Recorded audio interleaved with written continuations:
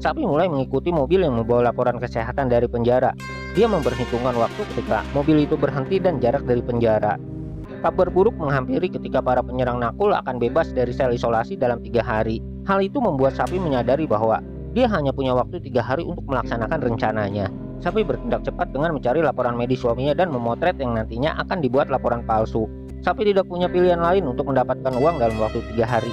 Untuk itu, dia merampok rok seorang yang menipu dia dulu. Sapi merampok pengedar obat haram di mana terjadi baku tembak karena pengedar tersebut melawan, yang mengakibatkan 2 pengedar obat haram itu harus kehilangan nyawa. Scene di awal film adalah ketika Sapi berniat membawa salah satu pengedar ke rumah sakit.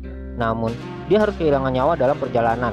Jadi, Sapi harus meninggalkan si pengedar di pinggir jalan. Sapi sangat terpukul atas kejadian itu. Pertama kalinya dia harus melakukan kejahatan menghilangkan nyawa seseorang. Dia menemui Paul untuk menjalankan rencana selanjutnya dan menenangkan diri sejenak. Setelah menyelidiki TKP penyerangan, polisi menemukan jejak mobil dari Sapi dan menyelidiki asal-usul pemilik mobil.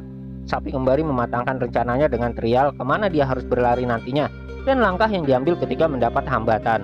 Sapi juga membuat salinan palsu surat laporan kesehatan nakul. Setelahnya, dia membersihkan segala jejak rencana pelarian. Tiba hari di mana Sapi menjalankan rencananya. Di markas kepolisian melalui jejak kendaraan, para polisi menemukan bahwa Sapi terlibat penembakan di tempat para pengedar kehilangan nyawa. Kini, mereka mengetahui bahwa Sapi adalah tersangka utama dan mulai mencarinya. Sebagai permulaan, Sapi menitipkan Adi terlebih dulu di tempat temannya Simrit, sementara Paul memutuskan jaringan telepon pusat medis penjara.